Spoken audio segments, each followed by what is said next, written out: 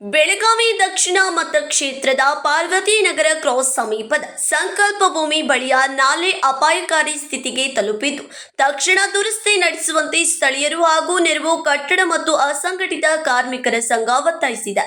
ಸುಮಾರು 15 ದಿನಗಳ ಹಿಂದೆ ಈ ರಸ್ತೆಗೆ ಡಾಂಬರೀಕರಣ ಕಾಮಗಾರಿಕೆ ನಡೆಸಲಾಗಿದ್ದರೂ ರಸ್ತೆ ಪಕ್ಕದಲ್ಲಿರುವ ನಾಲೆಯ ಸಮಸ್ಯೆಯನ್ನು ಬಗೆಹರಿಸಲಾಗಿಲ್ಲ. ನಿರಂತರ ಮಳೆಯಿಂದ ನಾಲೆ ಉಕ್ಕಿ ಹರಿಯುತ್ತಿದ್ದು, ರಸ್ತೆ ದಾಟುವುದು ಸಾರ್ವಜನಿಕರಿಗೆ ಅಪಾಯಕಾರಿಯಾಗಿದೆ.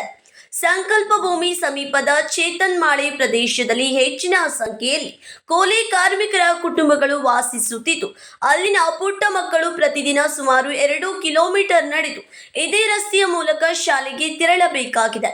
ಪ್ರತಿ ವರ್ಷ ಮಳೆಗಾಲದಲ್ಲಿ ಇದೇ ಸಮಸ್ಯೆ ಮರುಗಳಿಸುತ್ತಿದ್ದು, ಮಕ್ಕಳ ಸುರಕ್ಷತೆಯ ಬಗ್ಗೆ ಪೋಷಕರು ಆತಂಕ ವ್ಯಕ್ತಪಡಿಸಿದ್ದಾರೆ.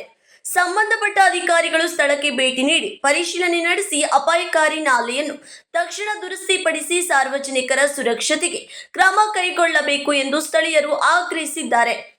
ಈ ಕುರಿತು ಬೆಳಗಾವಿ ದಕ್ಷಿಣ ಕ್ಷೇತ್ರದ ಶಾಸಕ ಅಭಯ್ ಪಾಟೀಲ್ ಮಧ್ಯಪ್ರವೇಶಿಸಿ ಸಂಬಂಧಪಟ್ಟ ಕಾರ್ಪೊರೇಟರ್ ಹಾಗೂ ಗ್ರಾಮ ಪಂಚಾಯಿತಿ ಅಧಿಕಾರಿಗಳ ಮೂಲಕ ನಾಲೆ ದುರಸ್ತಿಗೆ ಅಗತ್ಯ ಕ್ರಮ ಕೈಗೊಳ್ಳುವಂತೆ ನೆರವು ಕಟ್ಟಡ ಮತ್ತು ಅಸಂಘಟಿತ ಕಾರ್ಮಿಕರ ಸಂಘದ ಜಿಲ್ಲಾಧ್ಯಕ್ಷ ನಾಗರಾಜ್ ಹಣಬರ್ ಅವರಿಗೆ ಮನವಿ ಮಾಡಿದ್ದಾರೆ.